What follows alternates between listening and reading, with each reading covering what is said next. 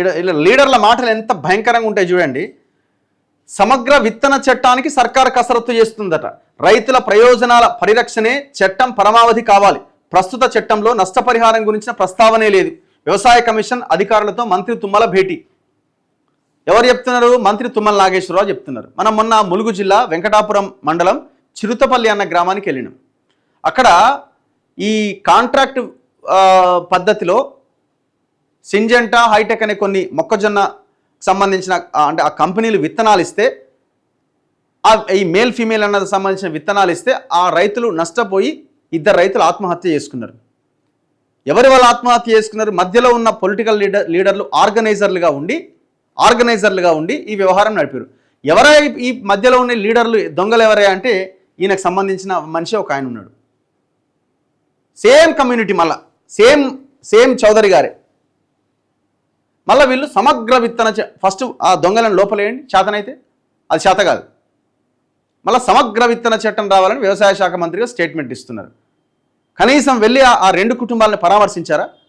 ఆ కుటుంబాలకు నష్టపరిహారం ఇవ్వాలి అని వ్యవసాయ కమిషన్ కోదండరెడ్డి గారు, సునీల్ గారు వీళ్ళంతా వెళ్ళి అక్కడ ఒక సమావేశం కూడా పెట్టారు. వాళ్ళు ఒక నివేదిక ఇచ్చారు. అమలు చేశారా? అమలు చెయ్యరు. వాళ్ళని లోపలయ్యరు. ఆ కార్పొరేట్ కంపెనీల యొక్క ఆ విత్తన కంపెనీల మాఫియాని అడ్డుకునే ప్రయత్నం చేయరు. వాళ్ళతోనే లాలూచి పడతారు. ఆర్గనైజర్లు మీరే, మీ మనుషులే. మళ్ళీ విత్తన చట్టం రావాలి పెద్దది. ఎవరికి అనుకూలంగా రావాలా? రైతులకా, మీకా, ఆర్గనైజర్లకా? ఎంత భయంకరం అంటే, నాకు నిన్న ఇంటర్వ్యూ చేసిన మన సునీల్ గారిని, ఆయన వ్యవసాయ కమిషన్ మెంబర్, ఆయన ఒక విషయాన్ని ప్రస్తావించండి. 2005లో ఒక చట్టం ఉండేదట. 2005లో ఏంటా చట్టం అంటే, ఇప్పుడు ఈ మన రాష్ట్రంలో కాంట్రాక్ట్ వ్యవసాయం అనేది పెరిగిపోయింది. మీరు ఇక్కడ ములుగు జిల్లా నుంచి మొదలు పెడితే జనగాం దాకా రకరకాలుగా ఈ కార్పొరేట్ కంపెనీలు ఏవైతే ఈ విత్తన కంపెనీలు ఉన్నాయో ఈ కాంట్రాక్ట్ వ్యవసాయం చేస్తున్నాయి. బేసిక్గా 2005లో తీసుకురాబడ్డ చట్టం ప్రకారం కాంట్రాక్టరు, ఆర్గనైజరు,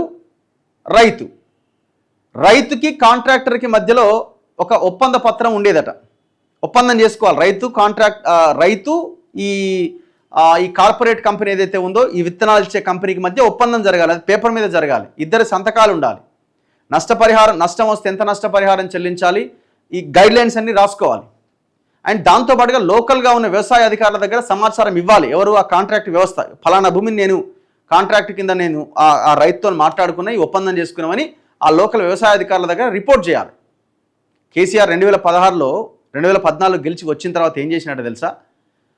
రైతుకి కార్పొరేట్ కంపెనీకి మధ్య ఉన్న ఒప్పంద పత్రాన్ని తీసేసి మధ్యలో ఒక పొలిటికల్ లీడర్ అయిన ఒక ఆర్గనైజర్ని మధ్యలో పెట్టిండు, ఒక మాఫియా శక్తిని. ఇప్పుడు రైతుకి కాంట్రాక్ట్ కంపెనీకి సంబంధం లేదు. రైతు ఆర్గనైజర్కి మధ్యనే డిస్కషన్స్ అనమాట. రేపొద్దున ఏం జరిగినా, నష్టం వచ్చినా ఏం వచ్చినా వీడు ఆర్గనైజర్ అయ్యాలా. వీడు ఆర్గనైజర్ లీడర్ కాబట్టి వాడు ఏదో రకంగా మేనేజ్ చేసి బయటికి తప్పుకుంటున్నాడు. మొన్న ములుగు జిల్లాలో జరిగింది అదే. ఇప్పుడు ఆ కాంట్రాక్ట్ కంపెనీ బాధ్యత తీసుకోదు. వాడు ఆర్గనైజర్కి మధ్యనే డీల్.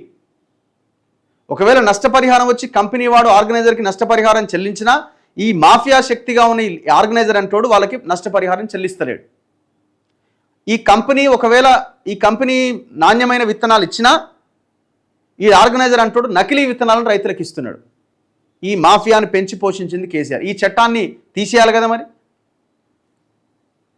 చెప్పాలి తుమ్మల నాగేశ్వరరావు. ఇప్పుడు తుమ్మల నాగేశ్వరరావు మాట్లాడాలి. ఇప్పుడు ఈ 2016లో కేసీఆర్ తీసుకొచ్చిన ఈ విత్తన సవరణ చట్టాన్ని మార్చాల్సిన అవసరం ఉందా లేదా? అసలు నేనంటున్నా, ఈ దేశంలో మోదీ ఈ వ్యవసాయ చట్టాలు తీసుకొచ్చిన తర్వాత పెద్ద ఉద్యమం జరిగింది కదా, కాంట్రాక్ట్ వ్యవసాయం. దీనిపైన ఈ తెలంగాణలో దాదాపు నిన్న సునీల్ గారు చెప్తున్న దాని ప్రకారం 30 లక్షల ఎకరాల్లో, దాదాపు 25 నుంచి 30 లక్షల ఎకరాల్లో ఈ కాంట్రాక్ట్ వ్యవసాయం నడుస్తున్నది. ఒక దగ్గర మొక్కజొన్న, ఒక దగ్గర పత్తి, ఒక దగ్గర వరి, ఇట్లా రకరకాలుగా ఒక్కో చోట ఒక్కోలాగా. ఇప్పుడు జనగాం, వరంగల్ ఈ ప్రాంతానికి వెళ్తే వరి నడుస్తున్నది, మేల్ ఫీమేల్. అందులో అనుమానం ఏంటంటే బీటీ ఇది కూడా నడుస్తున్నట్టుగా తెలుస్తున్నది. అందుకే అదే ములుగు జిల్లా వెంకటాపురం, చిరుతపల్లి ఆ గ్రామాల్లో మొక్కజొన్న తిన్న వాళ్ళకి పెరాలసిస్ వచ్చి బెడ్ మీద పడిపోయారు.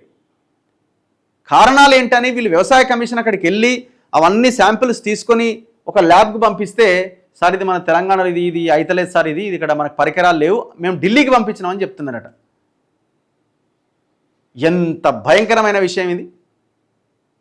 ఆ బీటీ గనక వాళ్ళు రీసెర్చ్ కోసం ఇక్కడికి పంపిస్తే ఆ కార్పొరేట్ కంపెనీలు, వాడు సింజెంటా కానీ హైటెక్ కానీ ఇంకా చాలా కంపెనీస్ ఉన్నాయి.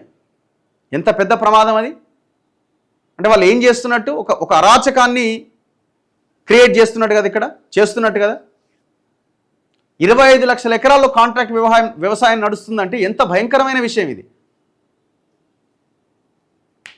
అందరు రైతులు ఇట్లాంటి ఈ కాంట్రాక్ట్ మాఫియాలో పడి ప్రాణాలు కోల్పోతున్నారు. దీనికి ఎవడయ్యా ఈ కాంట్రాక్ట్ వ్యవసాయాన్ని ప్రోత్సహిస్తుందంటే ఆర్గనైజర్ల పేరుతో ఉన్న పొలిటికల్ లీడర్లు. ఈ ఆర్గనైజర్లు, వీరి వెనకాల ఉన్న మంత్రులు, వీళ్ళ వెనకాల ఉన్న ఎమ్మెల్యేలు, వీళ్ళంతా పార్టీలతో సంబంధం లేకుండా అన్ని పార్టీల్లో ఉన్న వాళ్ళు ఉన్నారు ఇందులో. చేయండి చట్టం, మీకు దమ్ముంటే, మీకు చేతనైతే. తెలంగాణలో రియల్ ఎస్టేట్ మాఫియా ఎంత భయంకరంగా ఉందో విత్తన మాఫియా అంత భయంకరంగా ఉంది. రైతులను మోసం చేస్తున్నారు. దీని మీద మరో ఉద్యమం రావాల్సిన అవసరం ఉన్నది. ఇది చాలా చాలా దారుణమైన భయంకరమైన విషయం ఇది. దీన్ని మనం గ్రౌండ్ లెవెల్లో ఈ అంశాల మీద ఫోకస్ చేయాల్సిన అవసరం ఉంది. డైరెక్ట్గా రైతులతో మాట్లాడాలి.